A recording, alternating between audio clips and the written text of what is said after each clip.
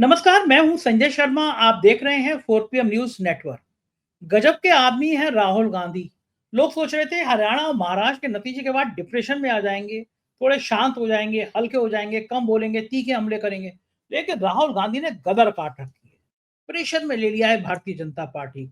संबल के मुद्दे पर बीजेपी ने उनको रोककर बहुत बड़ी गलती कर दी। अगर जा रहे थे तो जाने देते, और रोका तो एक और हंगामा शुरू हो गया।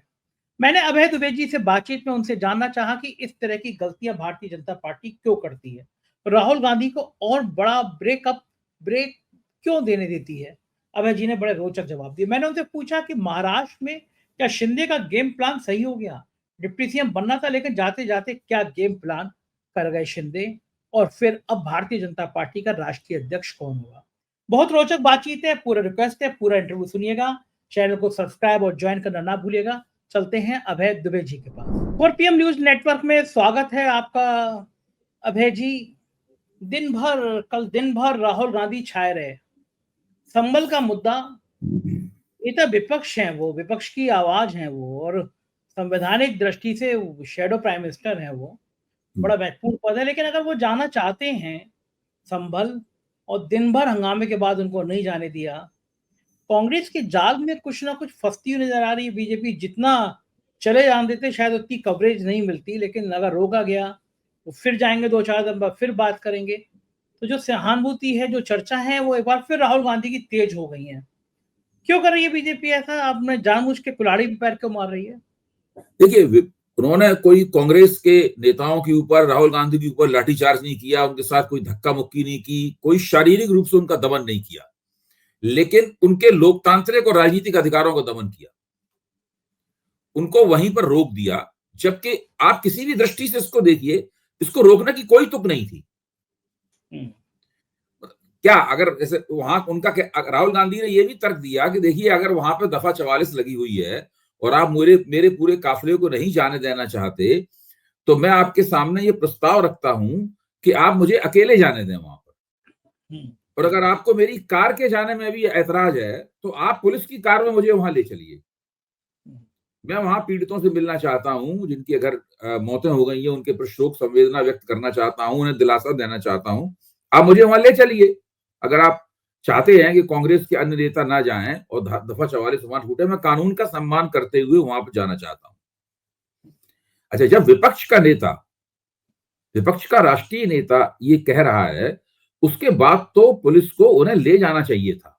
मेरे ख्याल से ये प्रस्ताव वो मौका था जहां पर पुलिस उन्हें ले जाने के लिए तैयार हो जानी चाहिए थी।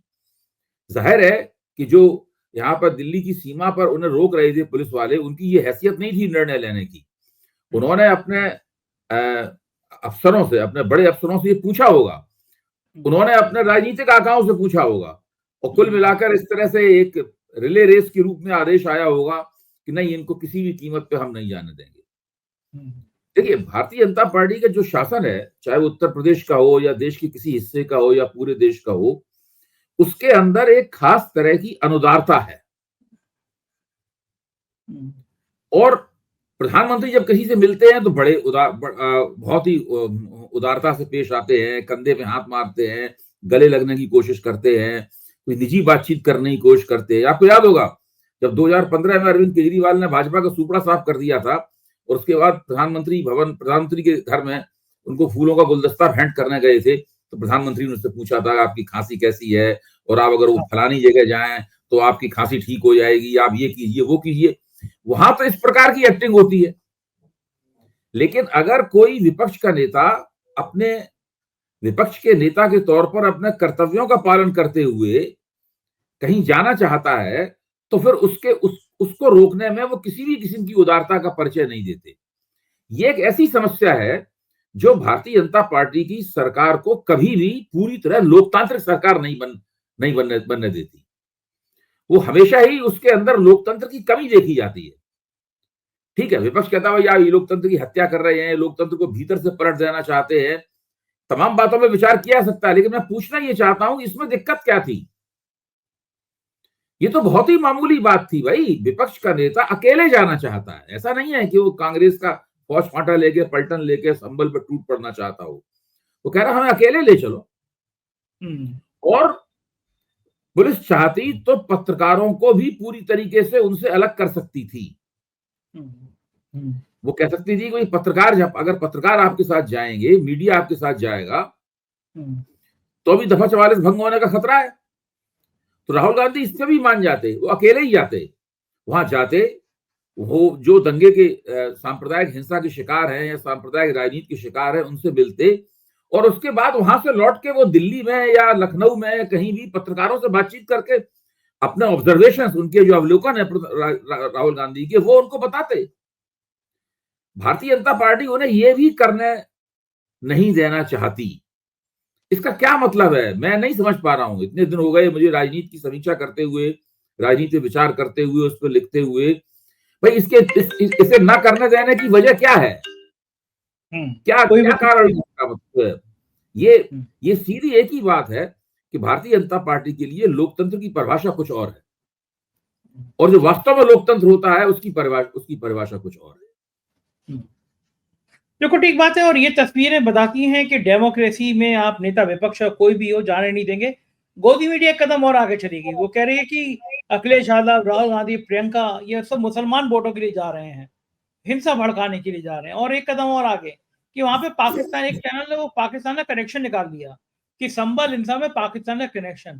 तो अगर पाकिस्तान का कनेक्शन है संबल हिंसा में, तो मोदी और शाह की जिम्मेदारी नहीं बनती। फिर ये क्या पद पर बैठे लायक हैं कि पाकिस्तान के लोग आके संबल में दंगा कर दे रहे हैं, उन्हें पता ही नहीं कुछ भी कि देश में चल क्या रहा है। लेकिन गोदी मीडिया एक कदम आगे चली जा रही है। मतलब राहुल गांधी बड़ा गुनाह कर रहे हैं, प्रियंका गांधी बड़ा गुनाह कर रहे हैं, अखिलेश यादव बड़ा गुनाह कर रहे हैं, जो संबल की बात कर रहे हैं, संबल जा रहे हैं। क्यों करते हैं ऐसा ये? अच्छा, मैं कभी कभी इन बातों पे सोचता हूं कि ये जो सरकारी मीडिया, गोदी मीडिया, कुछ भी आप कह दीजिए, ये लोग बिल्कुल भाजपा के प्रवक्ताओं और उनसे भी आगे बढ़कर भाजपा का नैरेटिव चलाते हैं। भाजपा के प्रवक्ता जो कहते हैं वो तो सब लोगों को पता है, वही भाजपा का प्रवक्ता है, ये तो अपनी पार्टी का नैरेटिव चलाएगा ही। ये लोग सोचते हैं अगर भाजपाओं के प्रवक्ताओं का नैरेटिव हम और भी ज्यादा जोश के साथ चलाएंगे तो शायद वो नैरेटिव लोगों के गले उतर जाए। देखिए, ऐसा कोई नैरेटिव लोगों के गले नहीं उतरने वाला है। मैं बार बार इस बात को कहता हूं, 4 PM के मंच पर कहता हूं कि भारतीय जनता पार्टी को वोट मिलते हैं इसलिए नहीं मिलते हैं कि ये मुसलमान विरोधी है। देश का हिंदू मतदाता भारतीय जनता पार्टी को मुसलमानों के खिलाफ प्रतिक्रिया के स्वरूप वोट नहीं देता। अगर मुसलमानों के खिलाफ प्रतिक्रिया स्वरूप वोट देता तो भाजपा को फिर बहुत वोट मिलते। भाजपा को सीमित संख्या में ही वोट प्राप्त होते हैं, केवल इतने वोट प्राप्त होते हैं जिससे वो किसी न किसी तरीके से सत्ता में बनी रहे। अभी लोकसभा चुनाव में क्या हुआ, भाजपा को केवल इतने वोट मिले कि सत्ता से वो बाहर होते होते रह गई। मैं इस रूप में देखता हूं, जो बहुमत उन्होंने खोया है वो केवल बहुमत नहीं खोया। अगर मान लो 25, 30 या 40, 50 सीटें और कम हो जाती तो सत्ता से बाहर होने की नौबत आ जाती कि नहीं आ जाती? तो केवल सीमित हिंदू समाज जो है भाजपा को सीमित संख्या में ही वोट देता है। ये इस बात का सबूत है कि वो भाजपा द्वारा चलाए जा रहे मुसलमानों के खिलाफ नफरती नैरेटिव जो है, उस नफरती नैरेटिव पर कान नहीं देता। और ये नफरती नैरेटिव राष्ट्रीय स्वयंसेवक संघ तो पिछले 100 साल से चला रहा है। अभी 2025 में उसके 100 साल होने वाले हैं, विजयदशमी के दिन 100 साल हो जाएंगी उसकी स्थापना के। आप कह सकते हैं 99 साल से वो नैरेटिव चला रहा है। भारतीय जनता पार्टी जब से बनी है तब से वो नैरेटिव चला रही है।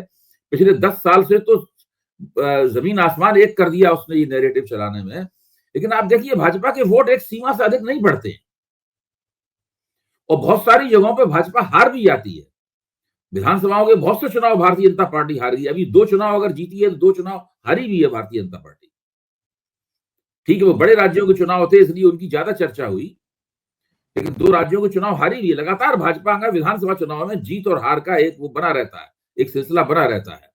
और लोकसभा चुनाव में तभी अभी भाजपा बहुमत खो चुकी है और थोड़ी सी अगर मतदाता थोड़ा झटका और देते तो सत्ता से बाहर जाने की नौबत आ जाती। इसलिए ये जो नैरेटिव गोदी मीडिया की मदद से चलाया जाता है, मुझे पक्का यकीन है कि इसके ऊपर कोई विश्वास नहीं करता।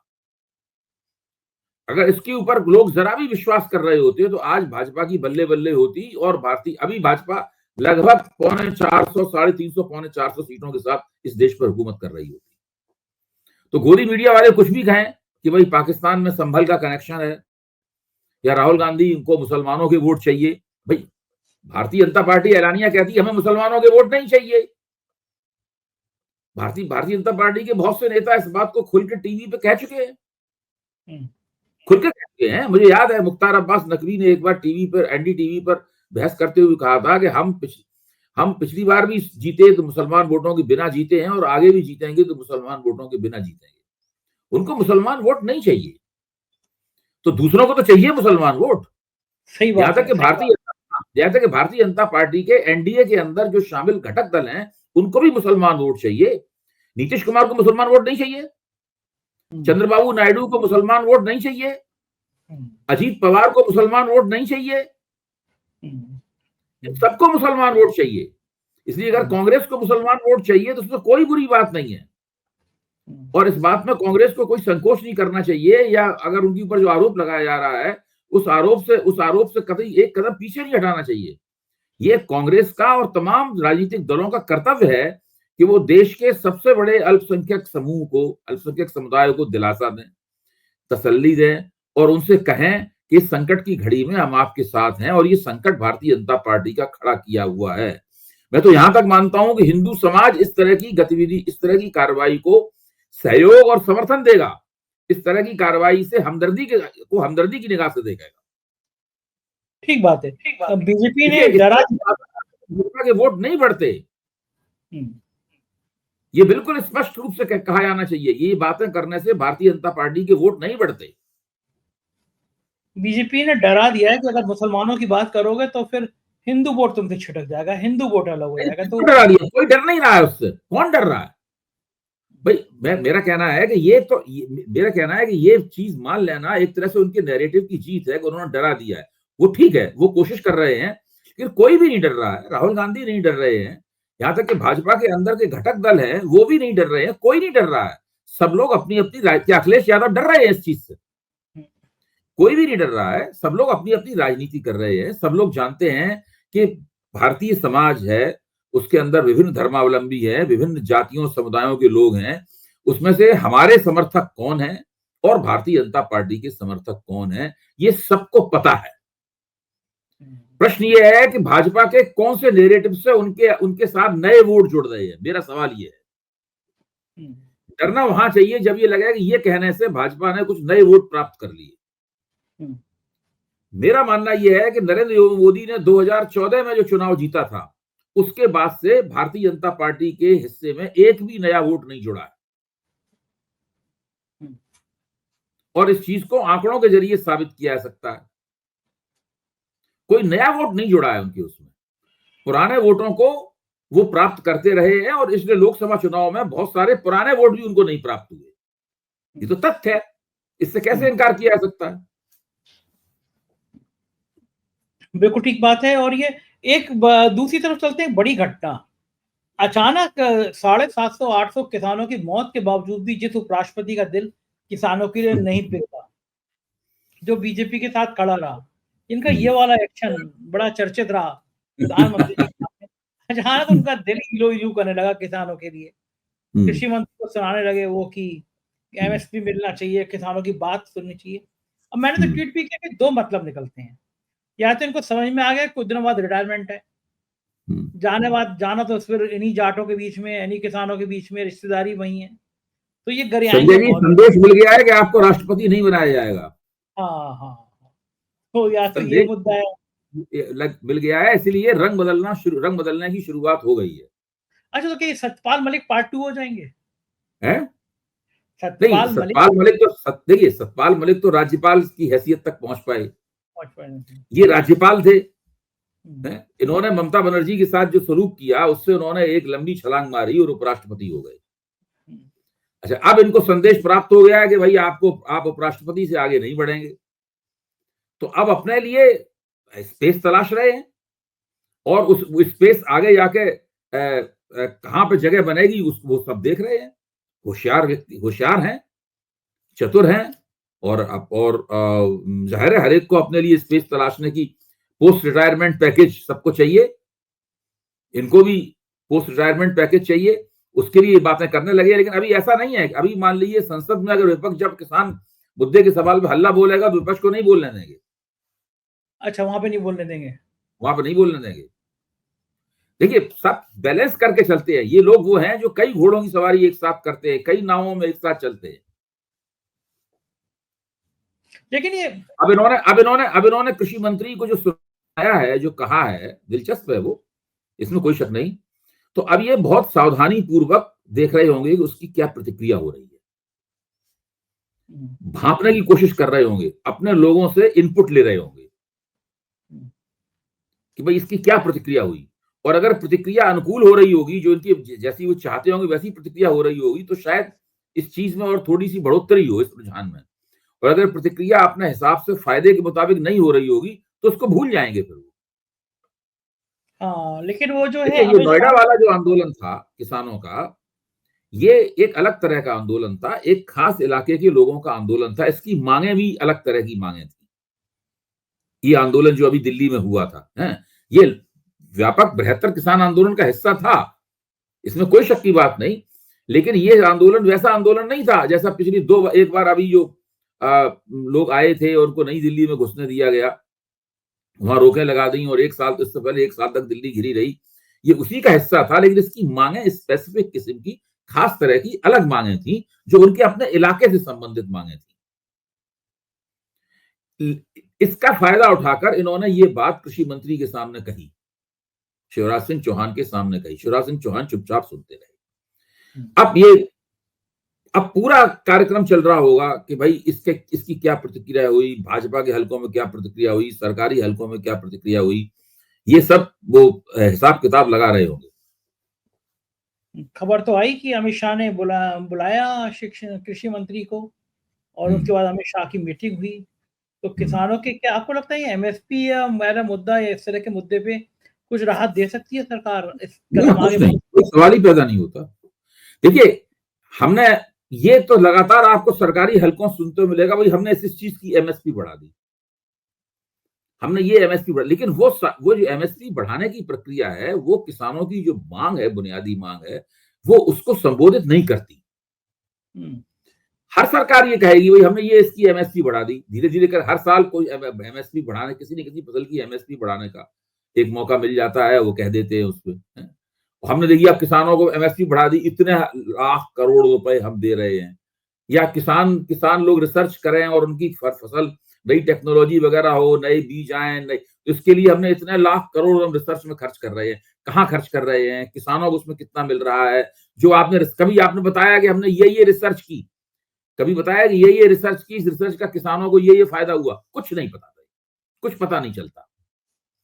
ये एक ऐसा अंधेरा कुआं है जिसमें केवल सरकार द्वारा की गई घोषणा उसमें से निकलती है, उसकी आवाज आती है कुएं में से। फिर आप कुएं में झांक के देखोगे, आपको अंधेरा ही अंधेरा मिलेगा। उसका क्या हुआ, उस पैसे का क्या हुआ, सरकार ने जो घोषणा की थी उसका नतीजा क्या निकला, वो फायदे किसको मिले, किसको नहीं मिले, ये सब कुछ नहीं दिखाई पड़ेगा, ना सुनाई पड़ेगा आपको। पिछले 10 साल से यही चल रहा है। ये सरकार एक अंधा कुआं है जिसमें से केवल सरकारी घोषणाओं की और दावेदारियों की आवाज आती है।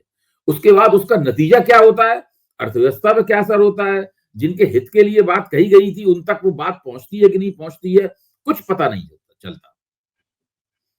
जैसे कि आपने उज्ज्वला योजना थी, मैं आपको उदाहरण दूं, उज्ज्वला योजना थी, उसका बहुत शोरगुल किया गया कि हम भाई मुफ्त सिलेंडर दे रहे हैं, पहली बार चूल्हा भी दे दिया, सिलेंडर भी दे दिया। अच्छा, उसके बाद से बिल्कुल एकदम ठंडा मामला है।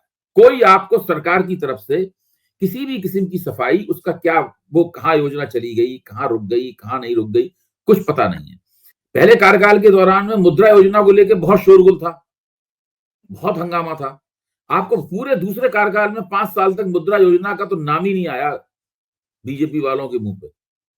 अब तीसरे कार्यकाल में फिर से थोड़ा बहुत आना नाम शुरू हुआ है।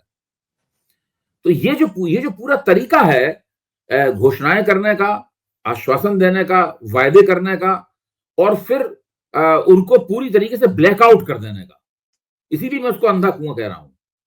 ये खास पैटर्न है, इसको आप देख सकते हैं, सरकार इस तरीके से चलाती है। बिल्कुल ठीक है। एक कुआं और है महाराष्ट्र में, वहां से तो पानी निकल आया। एकनाथ शिंदे जी डिप्टी सीएम बन जाएंगे। कैसा लग रहा है एकनाथ शिंदे को इतना बड़ा ताकत से? देखिए, मैं एकनाथ शिंदे की थोड़ी तारीफ करूंगा यहाँ पे। उन्होंने मुख्यमंत्री के शपथ लेने के 2 दिन पहले उन्होंने एक वक्तव्य दिया था। वो वक्तव्य याद करने काबिल है और उसको हम लोगों को हमेशा याद रखना होगा। उन्होंने कहा था, जनता मुझे मुख्यमंत्री के रूप में देखना, जनता चाहती है कि मैं मुख्यमंत्री बनूं। आपके पास एमएलए हैं, बन जाइए आप। आपकी पार्टी बड़ी, आपके आला कमान ने आपको चुन लिया है, बन जाइए आप। ये तो उन्होंने पहले ही कह दिया था कि मैं कोई बाधक थोड़ी ना हूं, बाधक तो बन ही नहीं सकते। तो उन्होंने कह दिया बाधक, लेकिन उन्होंने कहा कि जनता चाहती है कि मैं मुख्यमंत्री बनूं। ये उन्होंने स्पष्ट रूप से कह दिया है कि जनता देवेंद्र फडणवीस को मुख्यमंत्री के रूप में नहीं देखना चाहती। ये उनका क्लेम है।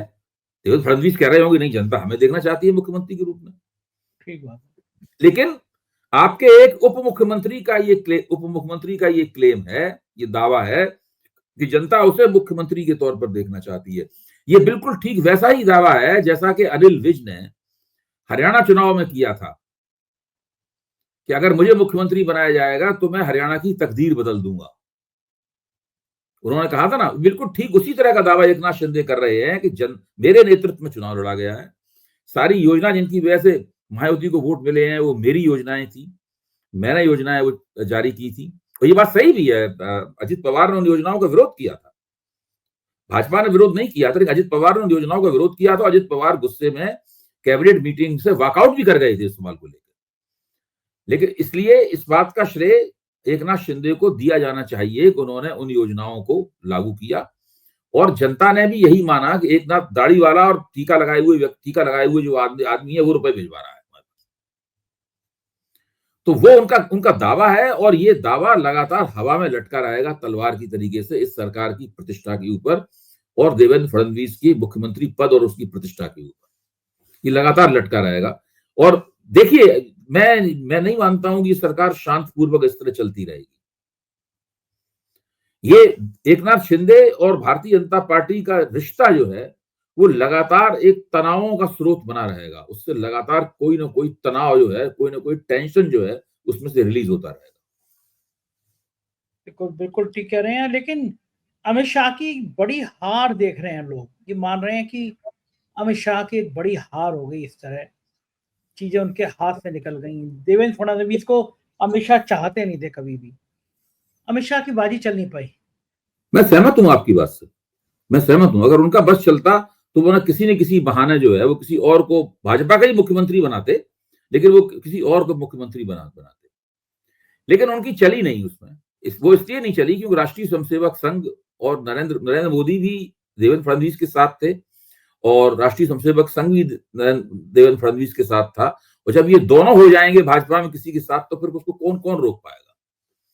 तो अमित शाह नहीं रोक सकते थे। अगर मोदी जी की भी वो सहमति ले लेते, इस सवाल पर ले पाते तो भी वो बात हो सकती थी। संघ की सहमति का तो सवाल ही पैदा नहीं होता। संघ तो अमित शाह से तब निपटेगा जबकि प्रधानमंत्री पद के उत्तराधिकारी वाला सवाल उठेगा, तब संघ ठीक से निपटेगा इनसे। ठीक बात है। अभी तो बीजेपी के राष्ट्रीय अध्यक्ष का मामला भी सुलझने का नाम नहीं ले रहा। क्या लग रहा है आपको, हरियाणा महाराष्ट्र की जीत के बाद अब अध्यक्ष मोदी के पक्ष समर्थन का होगा या संघ के समर्थन का होगा राष्ट्रीय अध्यक्ष, कौन मेरे बनेगा? ख्याल से मैं इसको इस तरीके से देखता हूं कि संघ अध्यक्ष तय करेगा कि कौन होगा, फिर वो मोदी जी को बुला के कहेगा कि आप इसके ऊपर अपनी मोहर लगाइए ताकि लोगों के सामने ये हम दोनों की संयुक्त सहमति का अध्यक्ष के रूप में जा सके।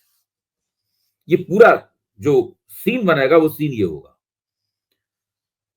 राष्ट्रीय स्वयंसेवक संघ द्वारा चुना गया व्यक्ति अध्यक्ष बनेगा, लेकिन मोदी जी उसके ऊपर अपनी मोहर लगाएंगे। मोदी जी कहेंगे कि हम भी चाहते थे यही अध्यक्ष, हम चाहते थे अध्यक्ष यही बने। इस तरीके से पूरी बात होगी। क्या लग रहा है आपको, कौन संभावित अध्यक्ष हो सकता है? कुछ भी नहीं कह सकते, इसमें कोई कुछ नहीं कह सकता। किसको वो अध्यक्ष बनाएंगे, संघ किसको अध्यक्ष बनाएंगे, कुछ नहीं कह सकते। जितने नामों पे हम लोगों ने पहले गौर किया था, जितनी जो बातें चली थी, कोई भी तो बात आगे बढ़ी नहीं। मतलब जिसका स्वाभाविक विकास होता है ना किसी चीज का, उस तरीके से होता हुआ दिखाई दे कि संघ बड़ा सीक्रेटिव ऑर्गेनाइजेशन है। संघ जो है सारे काम बड़े गोपनीय तरीके से करता है और वो गोपनीयता भारतीय आला कमान के कामकाज के तरीके में भी है। जब से नरेंद्र मोदी सत्ता में आए हैं तब से उन्होंने और भी ज्यादा, थोड़ा बहुत जो पत्रकार लोग कोशिश करके अपनी घुसपैठ कर लेते थे, दरवाजे में थोड़ा धक्का दे के सांस में से देख लेते थे कि अंदर आला कमान में क्या हो रहा है, वो भी सब बंद हो गया है। बोतल पे मजबूती से काट, वो जब खुद चाहते हैं कोई खबर तभी लीक होती है। या खबर प्लांट करा देते हैं कि ऐसी खबर जानी चाहिए। हाँ, वही प्लांट कराते हैं, लीक करते हैं, यही करते हैं। बिना उनकी मर्जी के वहां से खबर निकालना बड़ा मुश्किल है, क्योंकि सब लोग डरते बहुत हैं। अगर उनको पता लग गया कि इसने खबर लीक की है, तो उसकी खाट खड़ी हो जाएगी। ठीक बात है। ये चीज़ें सामने आती रहती हैं। शुक्रिया अभय जी, आपने समय दिया। कल फिर चर्चा करेंगे। धन्यवाद। ये थे अभय दुबे जी। मुझे यकीन है कि आपको ये बातचीत पसंद आई होगी। अपना प्यार हमें ऐसे ही देते रहिएगा। Thank you.